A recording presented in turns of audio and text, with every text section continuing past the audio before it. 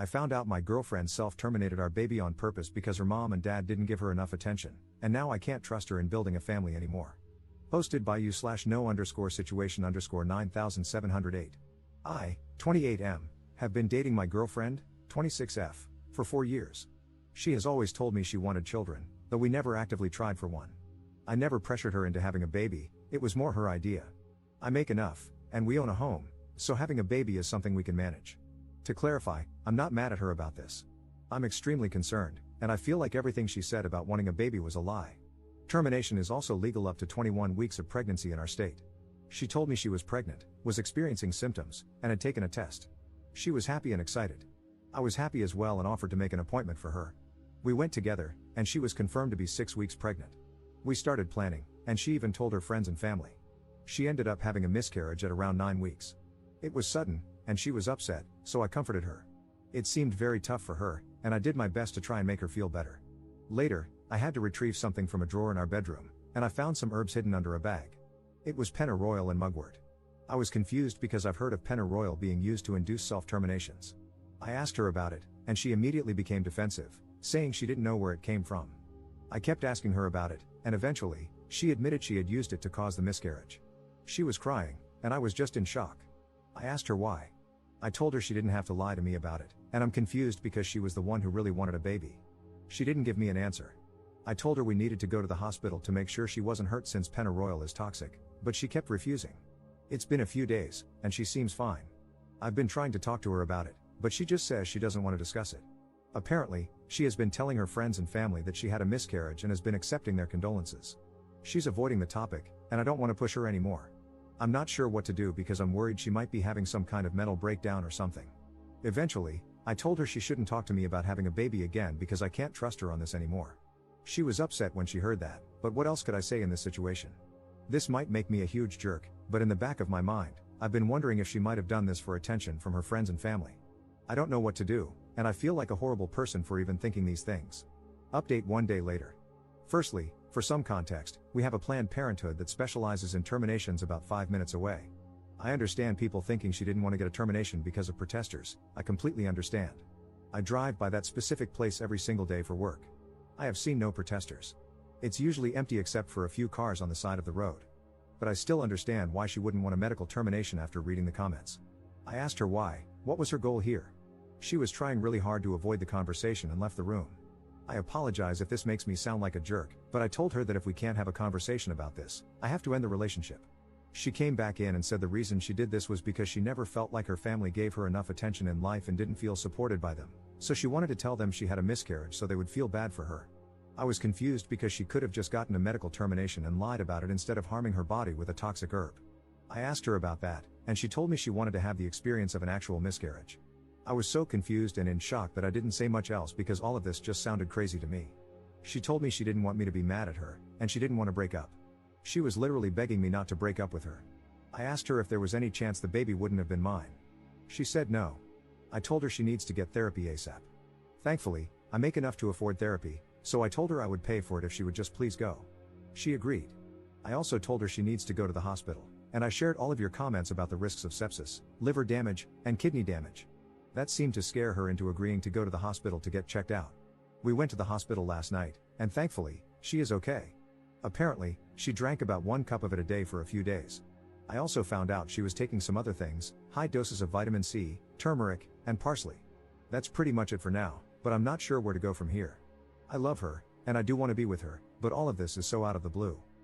Thanks for all the comments on the last post. If anything else happens, I'll make another update. Second update 2 days later. A lot has happened since my last post, but everything is calmer now. I'm hoping this will be my final update. Apologies in advance, as this is going to be long. In my last post, I mentioned that I told her she needed to go to therapy as soon as possible. I even said I would pay for it and handle everything. I just hoped, for the love of God, that she would please go to therapy. That was the only thing I wanted. I haven't set anything up yet because she told me she doesn't want to go to therapy right now. She said she will never do what she did again and doesn't believe she needs therapy. I went back and forth with her on this, but she was very insistent about not wanting therapy.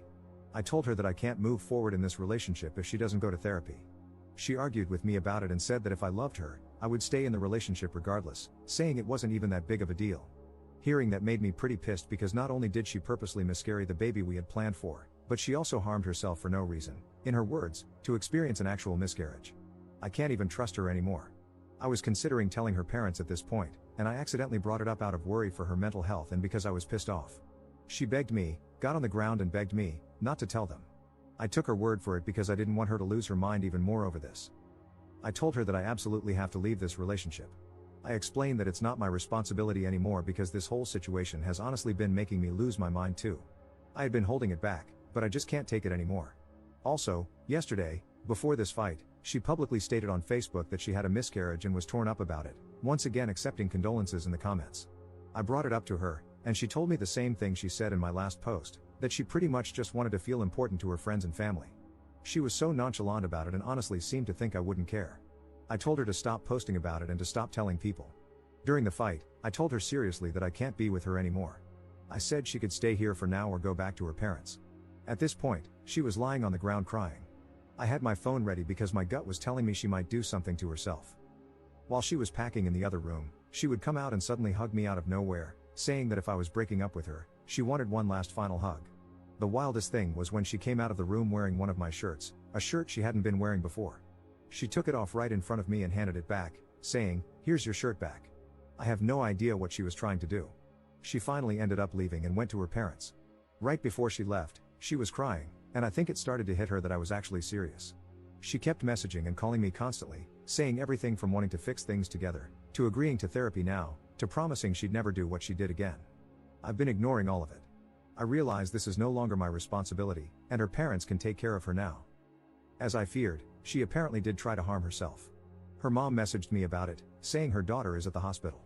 I assume she's on a hold now because she tried to unalive herself. Thankfully, she is physically fine. That's the end of it, and I believe this will be my final update. I am not going back to her. I'm going to try to stop thinking about all of this and focus on moving forward. Also, I plan to get a good lock for my door.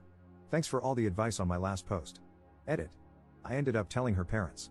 I shared the messages between her and me, took photos of the herbs she used, and told them everything. Thankfully, they didn't accuse me of anything or react drastically. Instead, they thanked me for telling them. They said they would inform the hospital about what I shared. I'm not entirely sure what's happening at the moment or what will happen next. Third update 1 month later. It's been over a month since this happened, and thankfully, things haven't been crazy. I was in pretty bad shock during this, and it started to hit me, so I've been seeing a therapist about it.